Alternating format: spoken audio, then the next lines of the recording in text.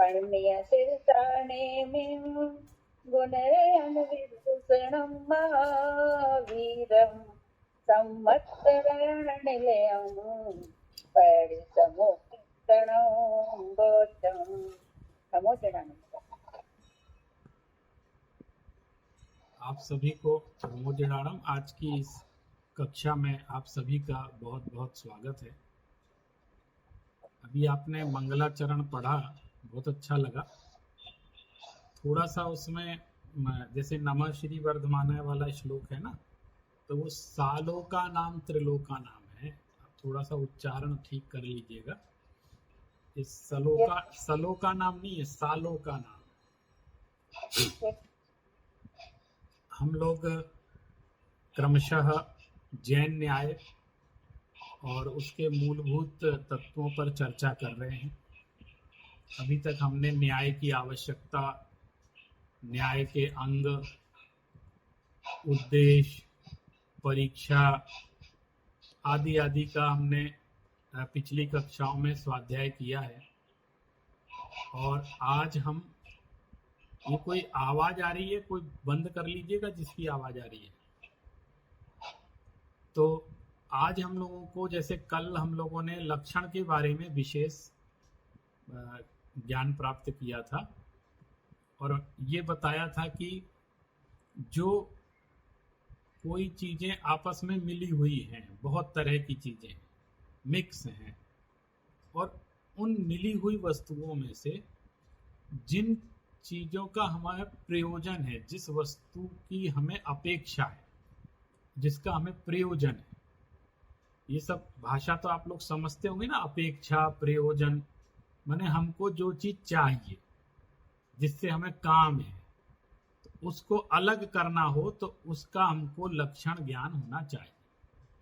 तो जिस कारण से उसको अलग किया जाता है उसको लक्षण कहते हैं।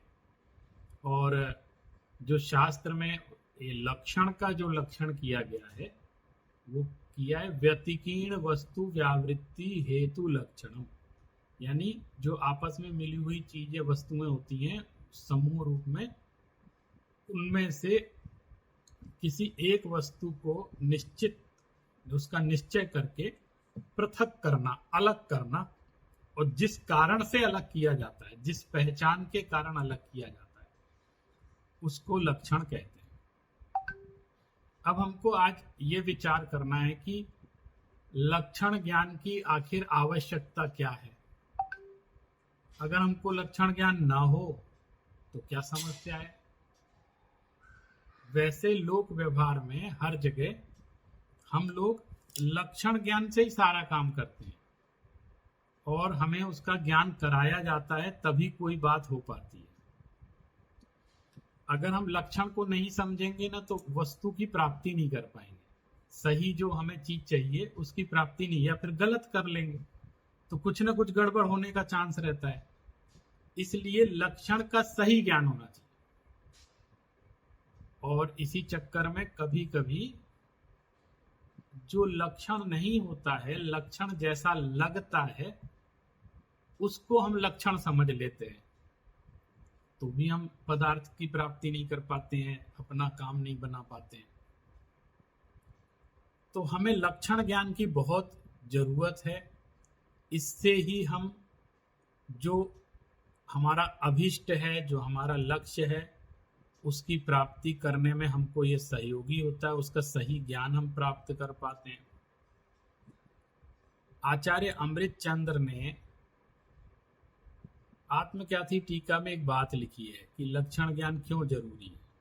वो कहते हैं कि अनादिकाल से हम लोग लक्षण ज्ञान के अभाव के कारण ही स्वपर के एकत्व का भ्रम पाले हुए, हम खुद को, स्वयं को और पर को एक माने हुए, जैसे शरीर को और आत्मा को एक माने हुए। क्योंकि वास्तविकता ये है कि हमको इसके लक्षण का बोध नहीं है। यदि हमें लक्षण का सम्यक बोध हो जाए तो हमारा दुख दूर हो जाए। तो वो इस बात को कह रहे हैं कि इसी स्व पर के एकत्व के कारण हमको भ्रम हो रहा है और ये जीव दुखी हो रहा है। तो आप देखो दुख से निवृत्ति करने के लिए लक्षण ज्ञान की कितनी आवश्यकता है। हमारे साथ हो सकता है अगर हम लोग इस चीज पर विचार करें, कई लोगों ने इस तरह की बात कही भी थी, जैसे हम लोग न्याय शास्त्र पढ़ रहे हैं। अब न्याय शास्त्र नाम ऐसा है न्याय, तो कई लोगों ने इस दृष्टि से भी सोचा कि न्याय माने कानून, यानी न्यायालय की बात हो रही है, कानून की बात हो रही है, कोर्ट कचहरी की बात हो रही है, ऐसा भी सोचा। मैं आपसे ये निवेदन भी करना चाहता हूं कि ये भी न्याय है, वो भी न्याय है। ये हमारे न्याय की प्राचीन पद्धति है। इसमें भी हम सही गलत का निर्णय करते हैं और लौकिक न्यायालय में भी सही गलत का निर्णय होता है।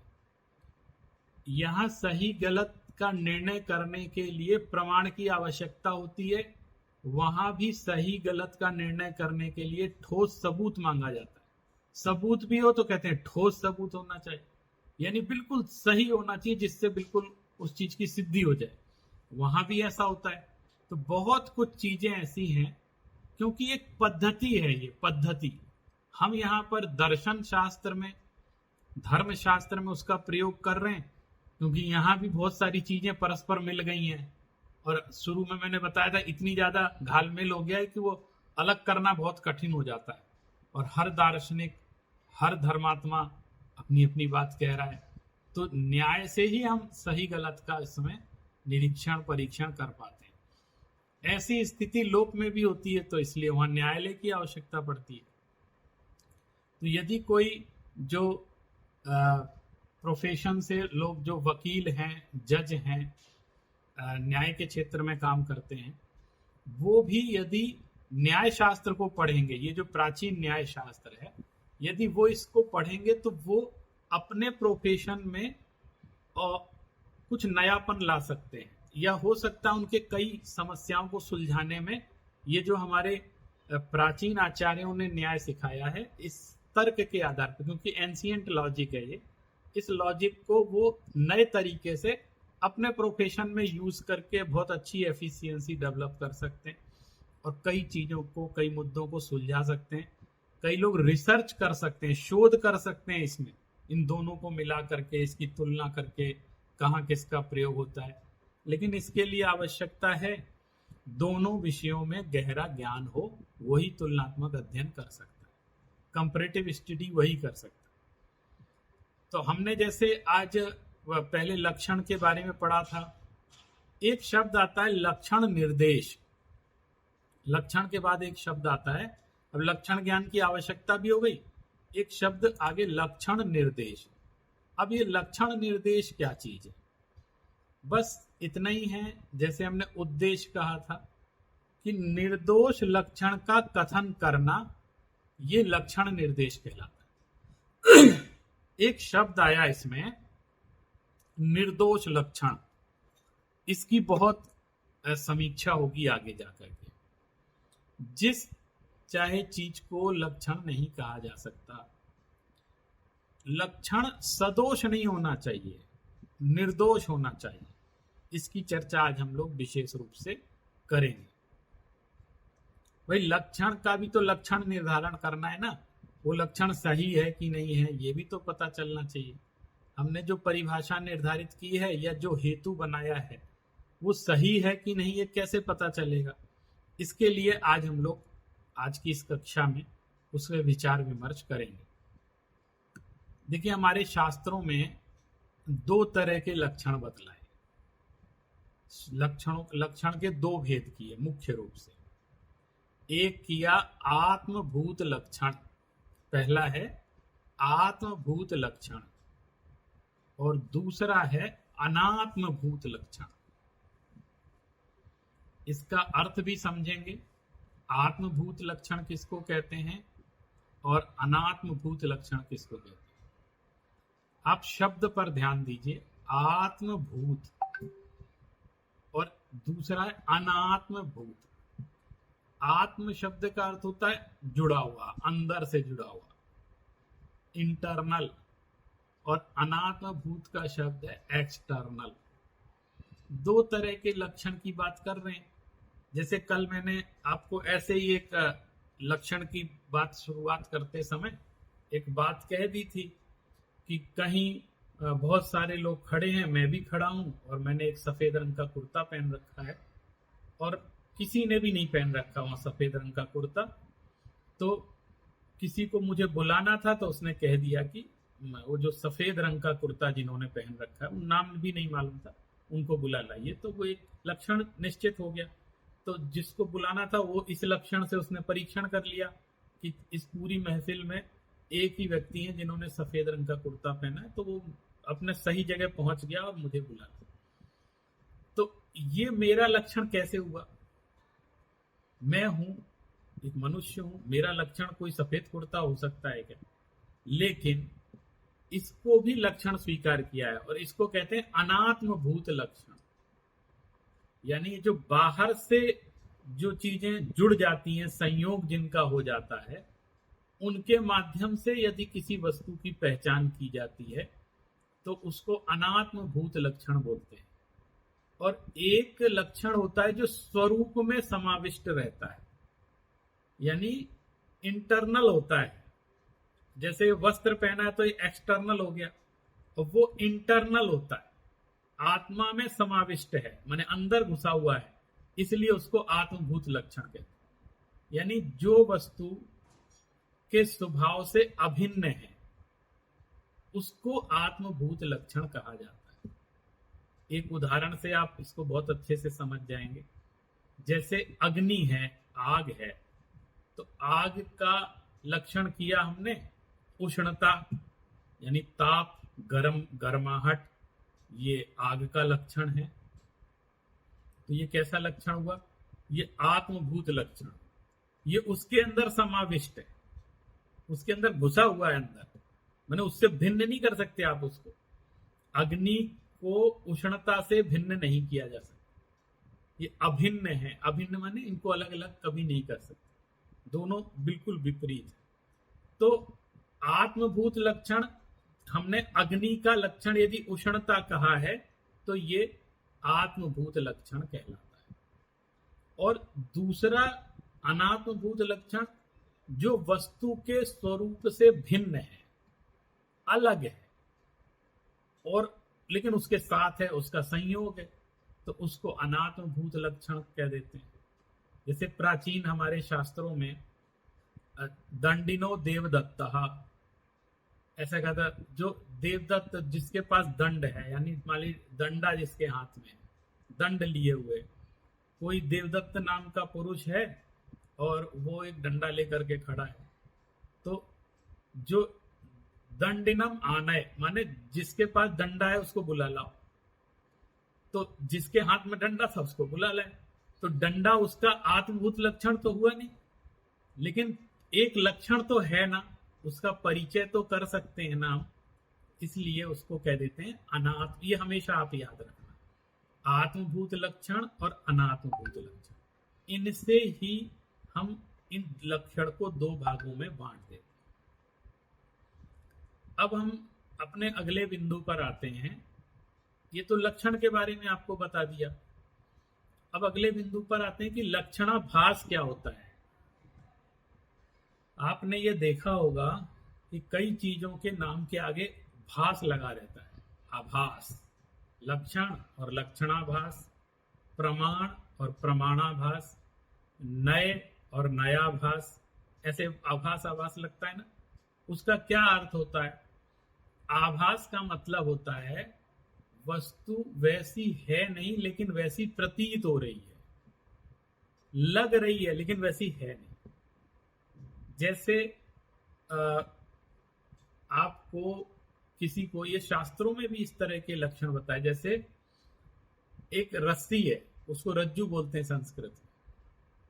अब रस्सी अंधेरे में कहीं पड़ी हुई थी तो आपको सर्प का आभास हो गया उसमें कि यहाँ पे सांप है। तो सांप जैसा लग भी तो रहा था ना देखने में। भाई आपको रस्सी को देख के सर्प का ही आभास क्यों हुआ? बिल्ली का आभास क्यों नहीं हुआ? कुत्ते का आभास क्यों नहीं हुआ?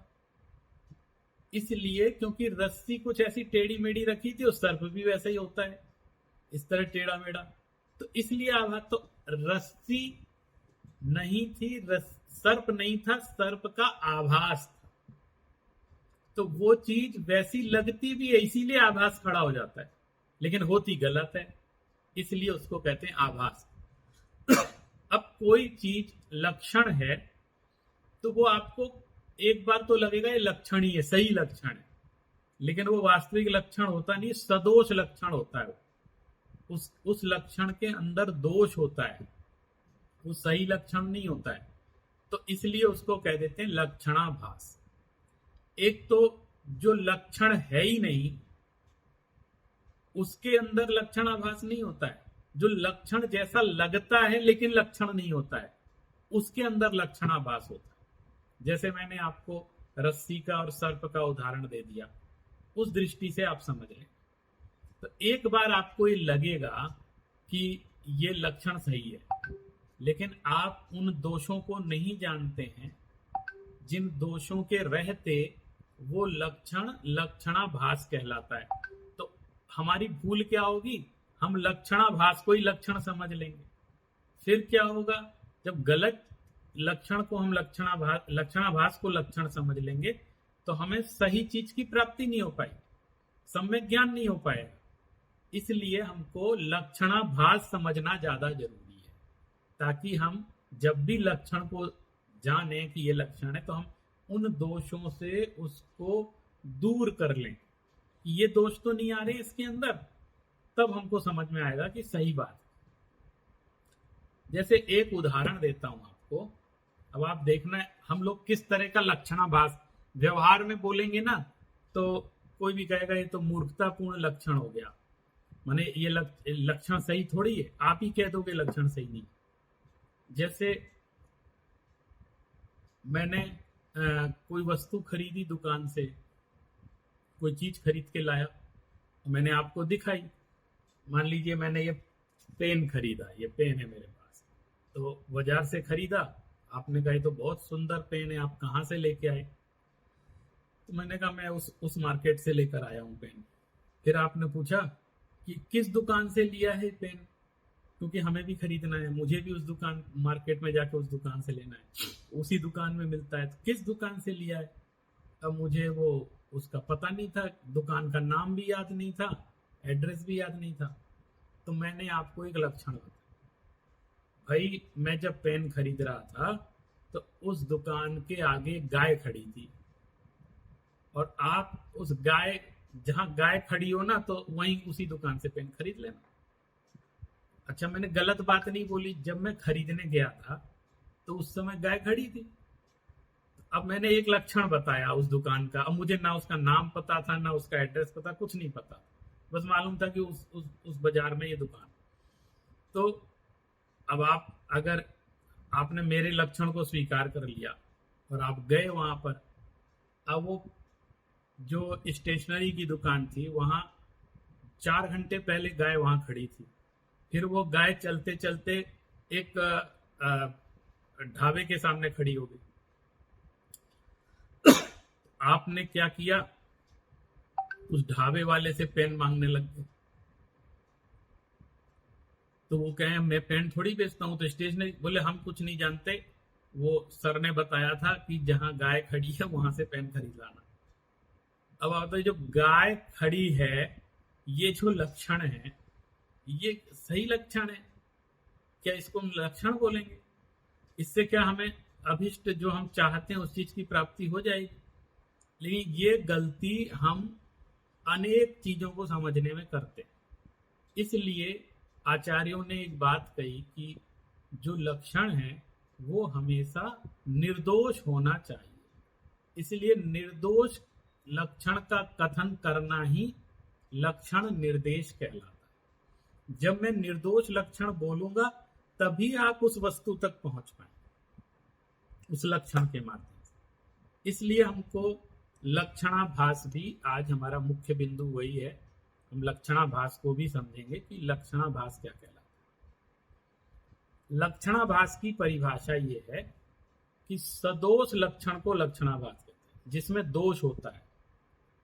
और पहले ही मैंने आपको बताया ये बात कि जो लक्षण जैसा दिखे लेकिन लक्षण हो नहीं, और ये भी जरूरी है कि लक्षण जैसा दिखे, क्योंकि अगर नहीं देखेगा तो आप मानोगे ही नहीं लक्षण उसको। भ्रम कब खड़ा हो रहा है आपके मन में? जब वो दिख भी रहा है लक्षण जैसा। अब लक्षण, अब देखो मैं आपको बताता हूं, इसमें 3 तरह के दोष हो सकते हैं लक्षण में। उन दोषों को आप समझ लेंगे तो आप समझ लेना बहुत बड़ी बात समझ गए। उन 3 दोषों, जैसे पंडित जी एक बात पूछना था।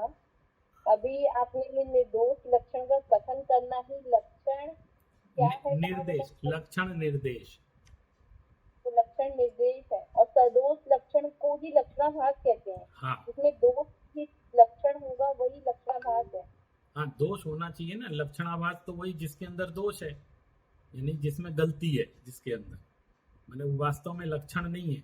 सदोष लक्षण को लक्षणाभास कहा जाता है। तो जो लक्षण के समान दिखे लेकिन लक्षण ना हो, वो कहलाता है लक्षणाभास। अब इसके 3 भेद हैं और 3 दोष हैं, समझ लो। एक है अव्याप्ति दोष, इसको ध्यान रखना, अव्याप्ति दोष। और दूसरा है अतिव्याप्ति दोष। पहला है अव्याप्ति, दूसरा है अतिव्याप्ति, और तीसरा है असंभव। ये भी दोष है। ये 3 चीजों से जो रहित होता है, इन 3 दोषों से जो रहित होता है, वास्तव में वो ही लक्षण कहलाता है। माने त्रिदोष शून्य होना चाहिए। अव्याप्ति, अतिव्याप्ति और असंभव, इन 3 दोषों से जो रहित होगा वो ही सही लक्षण माना जाएगा। अब हम समझते हैं कि ये अव्याप्ति क्या चीज कहलाती है।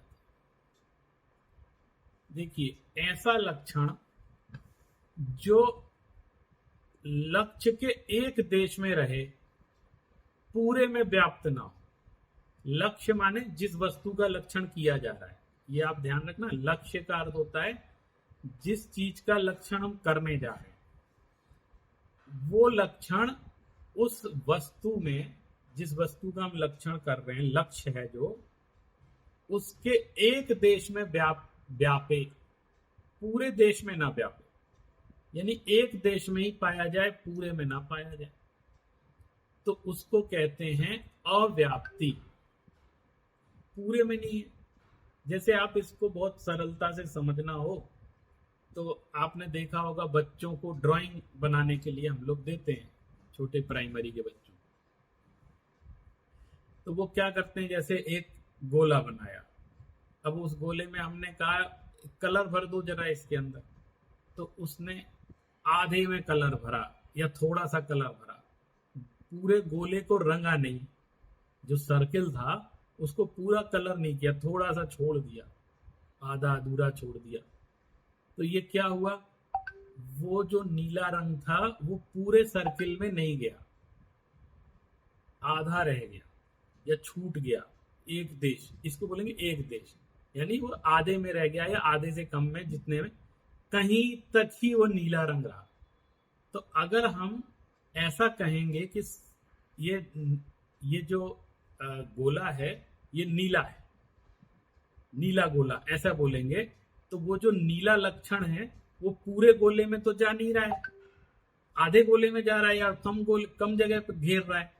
तो ये अव्याप्ति हो गई ना। अव्याप्ति यानी पूरे में व्याप्त नहीं हुआ वो लक्षण, क्योंकि उसका कुछ भाग सफेद भी है, कि जहां उन्होंने कलर नहीं किया वो भाग सफेद है। तो अब हम नीला गोला कैसे कह सकते हैं, क्योंकि पूरे में नीला तो है ही नहीं, आधा भाग नीला है और आधा भाग सफेद है। तो अव्याप्ति शब्द का अर्थ समझ गए। यहां पे हम अव्याप्ति शब्द का अर्थ समझा रहे हैं।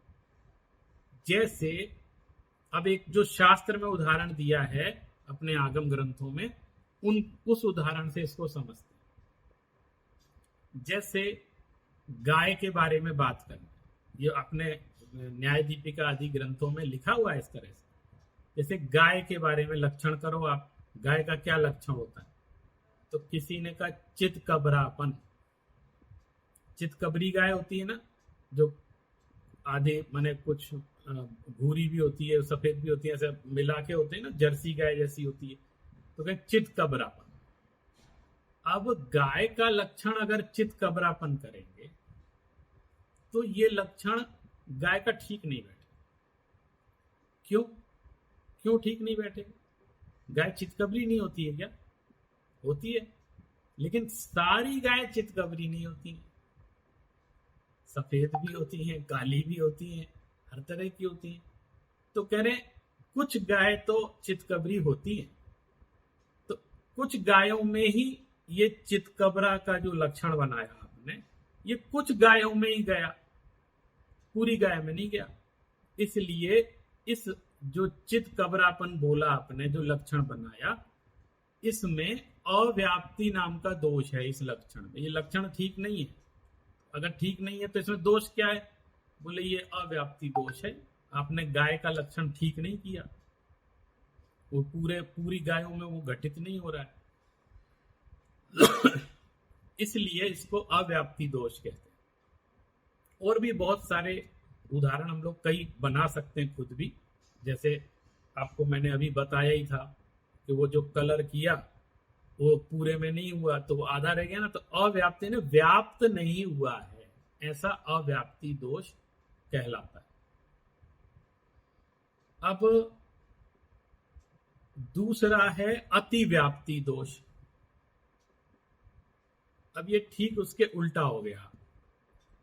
अब आप समझो, ये जो बच्चे को आपने पेंटिंग बनाने दी थी, अब आपने देखा होगा बचपन में भी, वो सर्किल दिया, एक ने तो पूरा भरा ही नहीं, और एक ने भरा तो सर्किल के बाहर भी ले गया, वो उसको कलर किया। लेकिन वो सर्किल सिखाते यही है स्कूल में कि इस सर्किल के अंदर ही अंदर कलर करना है, तभी तुम सही ड्राइंग मानी जाएगी, नंबर अच्छे मिलेंगे। अब सर्किल के बाहर जाओगे तो भी गड़बड़ है, क्योंकि सर्किल का लक्षण नहीं कर पाएंगे ना हम, तो वो कलर क्या हुआ, सर्किल के बाहर चला गया, अति हो गई। यानी ये जो लक्षण है वो इसकी व्याप्ति ज्यादा हो रही है, लक्ष्य से यानी अलक्ष्य में भी चली गई। एक के साथ ये समस्या थी कि लक्ष्य में ही पूरी घटित नहीं हो रही थी, और दूसरे के साथ ये समस्या हो गई कि वो अलक्ष्य में चली गई। अब इसका क्या समाधान है? तो बोले ये समाधान है कि आप ऐसा लक्षण बताओ जो लक्ष्य में पूरा घटित हो और ऊपर नहीं जाए, उससे बाहर भी नहीं जाए। यानी बाहर चला जाए तो क्या दिक्कत है? अतिव्याप्ति में क्या, अतिव्याप्ति हो जाए तो क्या समस्या क्या है? समस्या ये है कि उससे भी हम वस्तु की सही पहचान नहीं कर पाएंगे, निर्णय नहीं कर पाएंगे। जिसको आप लक्षण बताएंगे वो लक्षण अलक्ष्य में भी जा रहा है, यानी जो अभिष्ट है वस्तु उससे बाहर भी चला गया, तो भ्रम खड़ा हो जाएगा ना हमारे अंदर, ये ऐसा तो नहीं है। अब उसी गाय में लक्षण घटा दो आप इसको। किसी ने कहा अच्छा चलो छोड़ो, चितकबरापन लक्षण आपको समझ में नहीं आ रहा, हम दूसरा लक्षण बता। दूसरा लक्षण है पशुपना। गाय का लक्षण पशुत्व, यह एक पशु है, तो सारी गायें पशु ही तो हैं, चाहे किसी कलर की हो, सफेद हो, काली हो, चितकबरी हो, सारी गायें पशु हैं, ये तो निश्चित है, इसमें तो कोई दोष नहीं। लेकिन ये जो पशुत्व लक्षण आपने किया, ये पशुत्व लक्षण भैंस में भी चला गया, क्योंकि वो भी पशु है, कुत्ते बिल्ली में भी चला गया, और भी कई जिनको पशु पशु कहा जाता है उन सब में चला गया लक्षण। तो हम ये कैसे निर्णय करेंगे कि गाय को ही पशु कहना है? मैंने पशु माने गाय होती है, क्योंकि पशु तो कई अन्य जानवरों को भी पशु बोलते हैं। तो पशुत्व लक्षण भी दोषपूर्ण है। गाय का लक्षण अगर पशुत्व करेंगे तो भी दोषपूर्ण कहलाएगा। इसलिए इसको कहते हैं अतिव्याप्ति दोष। अभी हम सिर्फ दोष समझ रहे हैं, अभी आगे जाकर के इनका क्या प्रयोग होता है उसकी भी बात समझेंगे। हमने कहा था ना शुरू में, अभी हम न्याय शास्त्र पढ़ नहीं रहे हैं। न्याय शास्त्र का हम सिर्फ टूल्स समझ रहे हैं कि देखो क्या क्या चीजें इसके अंदर होती हैं, परिभाषाएं समझ रहे हैं। अभी न्याय शास्त्र में आगे जब वो होता है, वाद विवाद होता है, चीजों को सिद्ध किया जाता है, तो ये सब टूल्स काम आते हैं। अगर ये हमने नहीं सुने होंगे, इनको नहीं समझा होगा, तो हम समझ ही नहीं पाएंगे बात क्या है। देखना कभी आचार्य जब आपस में शास्त्र की टीका करते हैं या आपस में कोई विमर्श करते हैं अपने धर्म ग्रंथों में, दर्शन के ग्रंथों में, तो वो ये लिख देते हैं, ये जो आपने बात कही इसमें अतिव्याप्ति दोष है, इसमें असंभव दोष है, इसके अंदर अव्याप्ति दोष है, ऐसा लिख देते हैं। और आपने मान लो नहीं पढ़ा है, उसका अर्थ नहीं समझा, तो आप सोचो पता नहीं क्या कह दिया उन्होंने। भाई लिखा रहता है, कोई उन्होंने कहा ये जो लक्षण किया गया है इसमें अव्याप्ति दोष है, ऐसा लिख देंगे। वो अव्याप्ति का लक्षण थोड़ी समझाएंगे वहां पे, वो तो शास्त्र में टीका में लिख दिया इसमें अतिव्याप्ति दोष आता है इसलिए ठीक नहीं है। लेकिन ये डिक्शनरी है, मान लो हम न्याय की डिक्शनरी पढ़ रहे हैं, तो अगर आपने इसका भाव समझा होगा तो वहां उसका अर्थ निकाल लेंगे, और नहीं समझा होगा तो लगेगा पता नहीं कौन सी बात कह दी इन्होंने यहाँ। तो वो जो जिस अभिप्राय से बात कह रहे हैं वो बात हमारी समझ में नहीं आएगी। तो दो चीजें निश्चित हो गई ना, एक अव्याप्ति दोष और दूसरा हो गया अतिव्याप्ति दोष। तो ये दोनों दोष नहीं होने चाहिए। चलो इनमें तो थोड़ा बहुत लग भी रहा था कि हाँ कुछ ऐसी बात है, कुछ लक्षण घटित हो तो रहा है, चाहे अति हो रही है चाहे कम हो रही है, लेकिन कुछ तो है ना। लेकिन एक तीसरा दोष है, वो है असंभव दोष। कई बार लोग ऐसा लक्षण कर देते हैं जो घटित ही नहीं होता है उसमें, तो वहां कह देते हैं ये असंभव है, ये लक्षण घटित ही नहीं होगा, वहां पे इम्पॉसिबल है, असंभव। माने जो लक्ष्य में रह ही ना पाए, ऐसा लक्षण जो लक्ष्य में रहे ही ना, रहने में बाधा आती है, उसको कह देते हैं ये असंभव दोष है। जैसे एक लक्षण किया, मनुष्य का लक्षण कर दिया सींग। सींग तो किसके होता है? पशुओं के होता है सींग लगा हुआ। सींग तो समझ ले ना, विषाण बोलते हैं संस्कृत, तो वो सींग। तो किसी ने कहा सींग वाला मनुष्य, ऐसा लक्षण किया, तो कहेंगे क्या, कैसी बात कर रहे हो, किसी मनुष्य के सींग होता है कभी? पशुओं के होता है वो तो आपने जो असंभव है, ना तो पहले कभी मनुष्य के सींग हुए थे और ना हैं, ना भविष्य में होंगे, तो ये असंभव है। और अगर ऐसा लक्षण करेंगे तो असंभव दोष आएगा। तो इस प्रकार हम ये समझें, तीन दोष से जो रहित लक्षण होता है वो असंभव, यानी अव्याप्ति, अतिव्याप्ति और असंभव, इन तीन दोषों से जो रहित लक्षण होता है वो ही वास्तव में लक्षण कहलाता है। तो आज हमने लक्षण के बारे में भी यहाँ पर स्पष्ट कर लिया। इसमें किसी को कोई अभी समस्या तो नहीं है, या फिर हम आगे बढ़ना चाहते हैं? आज हमने हाँ, मुझे ये पूछना था, अगर इन तीनों दोषों से सहित है तो वो लक्षणाभास होगा? हाँ, वही शुरू में बोला ना मैंने। और तो इन तीनों दोषों, क्या तीनों दोष नहीं माने, त्रिदोष माने, कोई भी एक भी होगा दोष तो वो लक्षणाभास कहलाता। देखो तो आप, अगर हाँ, असंभव दोष होगा, असंभव दोष में लक्षणाभास कैसे घटित होगा? क्योंकि वो लक्षणाभास के लिए तो उसमें कुछ लक्षण जैसा दिखना भी तो चाहिए। इसीलिए उसको असंभव नाम बोल दिया, ये तो संभव ही नहीं है। मैंने बिल्कुल मूर्खतापूर्ण बात कर देते हैं ना कई बार, ऐसा है तो ऐसा कुछ भी बोल दिया, तो इसलिए उसको, अभी आप देखो कई बार क्या होता है, आपने मौसम विभाग की बातें सुनी होंगी, न्यूज़पेपर में भी आती हैं, न्यूज़ चैनल्स भी दिखाते हैं। वो हमेशा कहते हैं ये पूर्वानुमान है किसी भी बात के लिए कि कल आंधी आ सकती है या बारिश हो सकती है, ऐसा बोल देते हैं। तो वो उस प्रेजेंट सिचुएशन पर कुछ उन्होंने जानकारी हासिल की कि ऐसा ऐसा डिस्टरबेंस हो रहा है कहीं पर, तो इसका ये प्रभाव हमारे मौसम पर यहाँ पर पड़ सकता है। ऐसा क्यों किया? क्योंकि इसके पहले का बहुत लंबा अध्ययन उनके पास है। इस क्षेत्र में जब जब ऐसा होता है तब तब इस तरह की घटनाएं हो जाती हैं। तो जब इस तरह की घटना, तो उसके आधार पर उन्होंने ये निर्णय आपको, तो उन्होंने शाम को कर दिया प्रोडक्शन और बता दिया आपको। फिर क्या हुआ, कल आंधी नहीं आई, बारिश नहीं हुई, तो फिर कहेंगे कि ये आपने तो गलत बताया था, आपने ऐसे कैसे बता दिया ऐसा होगा। तो वो कहते हैं कि हमने जिस समय ये स्थिति देखी थी। वो तो अभी तक नहीं आ पाएंगे, एक सेकंड बोला था तुमने हमसे। हाँ, अपना माइक बंद कर लीजिए। जिस समय हमने ये स्थिति देखी थी उसका प्रेडिक्शन ये था। अब वो सिचुएशन अगर चेंज हो गई तो उसके माने हमारा लक्षण भी बदल गया और लक्ष्य भी बदल गया, माने हमारा हेतु बदल गया। हेतु जैसे पहला था हमने उसका अर्थ बता दिया था, और जब हेतु बदल गया तो उसका भी अर्थ बदल गया। इसलिए इस तरह की बातें, अगर हम 3 तरह के दोष को, और इनमें से एक भी दोष होता है, मतलब आप देखना अतिव्याप्ति होगा या अव्याप्ति होगा, इनमें से तो कोई एक ही होंगे।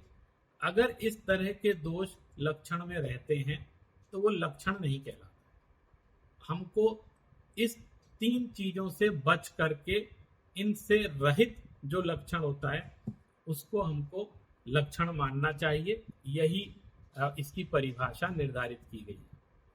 अब आज हम लोग चाहते हैं कि थोड़ा हम प्रमाण की तरफ आगे बढ़ते हैं। जो हमारा न्याय शास्त्र का मूल विषय है वो कहलाता है प्रमाण। प्रमाण किसको कहते हैं? एक साधारण सी बात है, साधारण माने सामान्य सभी दर्शनों में कॉमन बात कही जाती है कि जो प्रमा का करण है, माने प्रमाकरणम प्रमाणम, यानी किसी भी पदार्थ को जो जानने का माध्यम है या साधन है।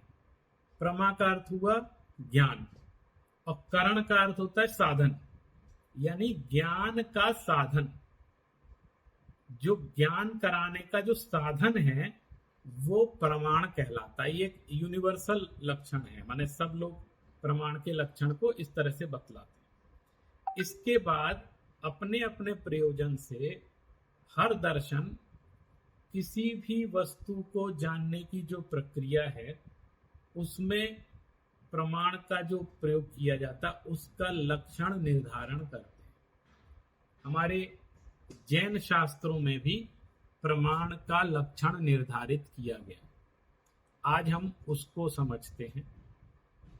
न्याय दीपिका नामक एक ग्रंथ है। मैं आपको बीच बीच में ग्रंथों के भी नाम बताता रहूंगा और आप उस दृष्टि से अध्ययन करना। न्याय दीपिका ग्रंथ में प्रमाण का एक लक्षण किया गया है, सम्यक ज्ञानम प्रमाणम। सबसे सरल लक्षण है, आपको मैंने ज्यादा याद करने में दिक्कत भी नहीं होगी। जो सम्यक ज्ञान है उसको प्रमाण कहते हैं। क्या लक्षण हुआ प्रमाण का? सम्यक ज्ञानम प्रमाण। अकेला ज्ञानम प्रमाणम नहीं कहा, उसके साथ सम्यक शब्द भी लगा है, सम्यक उपसर्ग लगा है, यानी सही ज्ञान को ही प्रमाण कहा जाता है। मिथ्या ज्ञान कभी प्रमाण नहीं होता है। तो सम्यक ज्ञानम प्रमाणम ये एक लक्षण कहा गया जिसके द्वारा वस्तु तत्व को एकदम सही रूप में जाना जाए और पहचाना जाए, जिसके द्वारा वस्तु तत्व को सही रूप में, सही रूप शब्द की व्याख्या में थोड़ा आगे करने वाला हूं, यानी संशय विपर्यय अनध्यवसाय से रहित। सम्यकपना, सम्यक ज्ञान किसको कहते हैं? जो संशय विपर्यय अनध्यवसाय से रहित होता है, तभी उसको सही बोलते हैं। तो जो जिसके द्वारा वस्तु तत्व को एकदम सही रूप से हम समझ लेते हैं और पहचान लेते हैं, उसे हम प्रमाण कहते हैं। तो न्याय दीपिका में एक लक्षण बताया, सम्यक ज्ञानम प्रमाण, बिल्कुल समीचीन लक्षण है। एक आचार्य हेमचंद्र हुए हैं, उन्होंने अपनी प्रमाण मीमांसा नाम के ग्रंथ में लिखा है, सम्यक अर्थ निर्णय प्रमाण। जो सम्यक प्रकार से सही रूप में जब पदार्थ का निर्णय कर लिया जाता है उसको प्रमाण कहते हैं। एक ग्रंथ है परीक्षा मुख सूत्र, आचार्य माणिक्य नंदी का। इस ग्रंथ का नाम ही परीक्षा शब्द, परीक्षा मुख सूत्र। ये न्याय का ग्रंथ है। शुरू में मैंने बताया था जैसे तत्वार सूत्र ग्रंथ है, वैसे ही ये सूत्रात्मक शैली में लिखा हुआ ग्रंथ है परीक्षा मुख सूत्र। इसमें प्रमाण का लक्षण थोड़ा विस्तार से बतलाया कि प्रमाण किसको कहते हैं, और वो विस्तार से बताने के पीछे एक प्रयोजन है। क्या होता है, जो दूसरे दार्शनिक हैं, दूसरे विचारक हैं, वो भी प्रमाण का लक्षण करते हैं, लेकिन उस लक्षण में आचार्य को दोष दिखलाई देता है। उनको लगता है ये लक्षण बिल्कुल सही नहीं बैठ रहा है। आप देखो, जो सभी दार्शनिक हैं, वो जो विचार विमर्श करते हैं, वो इसलिए करते हैं ताकि एक सही लक्षण निर्धारित हम कर सकें किसी भी चीज।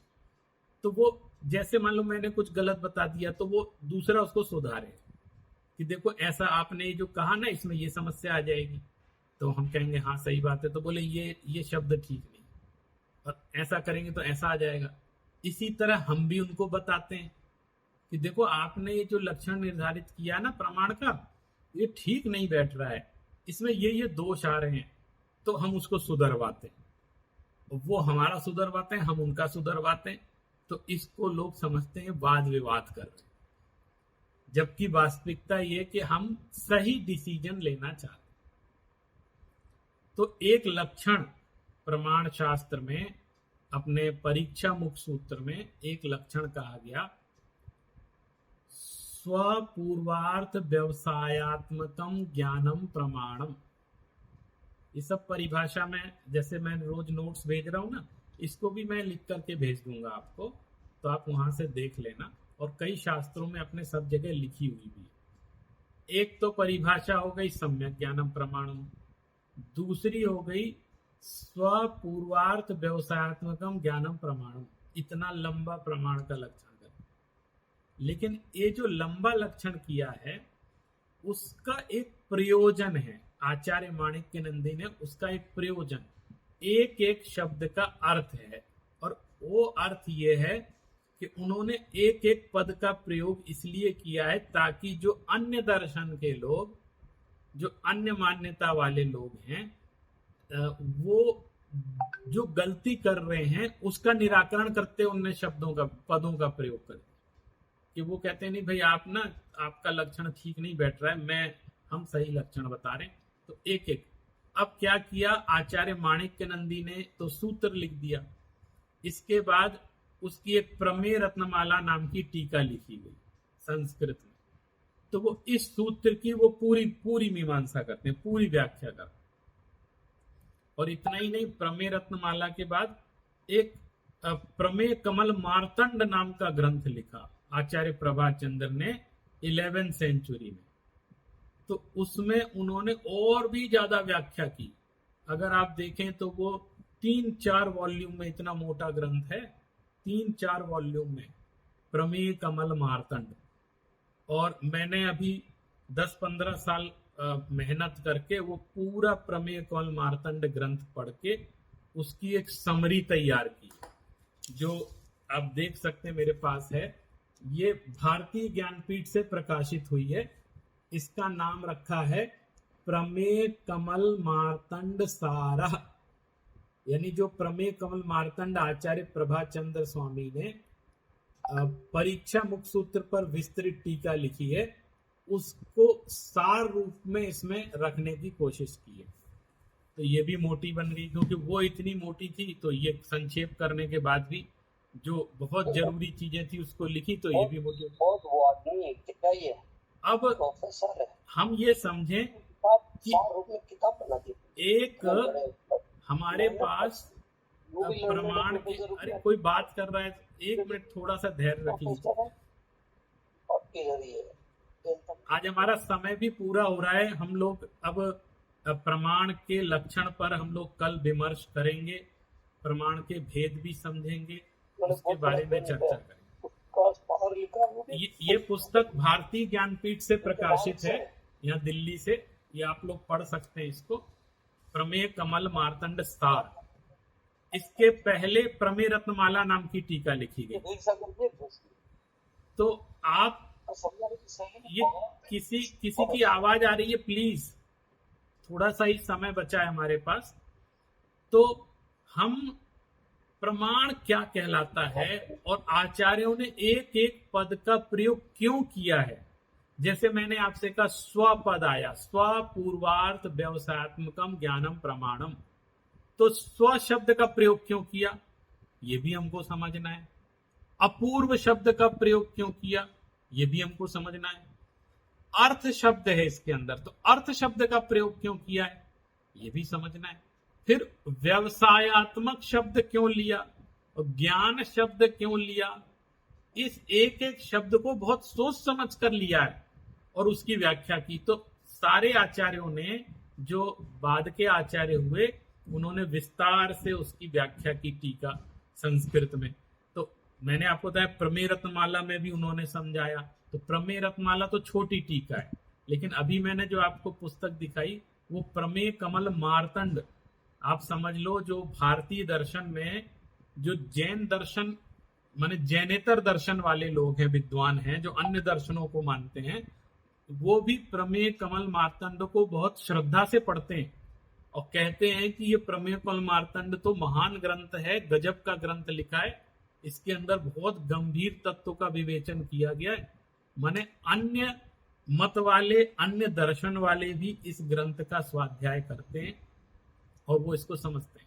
ये बहुत आसान नहीं है, थोड़ा कठिन है, लेकिन जैसे आप लोग पढ़ रहे हैं ना, बहुत लगन से एक एक शब्द को समझ रहे हैं, तो अगर इसी तरह अभ्यास करते चले जाएंगे तो एक दिन आप भी न्याय शास्त्र को बहुत अच्छे से समझने लगेंगे और बहुत अच्छे से पढ़ने लगेंगे। मेरे विचार से आज का हमारा समय पूरा हो गया है। मैं नया विषय इसलिए नहीं ले रहा हूं कि फिर उतना समय नहीं बचा है। आगे हम लोग फिर इसकी चर्चा कल प्रारंभ करेंगे। प्रमाण पर ही कल हम लोग डिस्कशन करेंगे, प्रमाण क्या कहलाता है। हाँ जी, जय जी। मैं ये कहना चाह रहा हूँ जी हेलो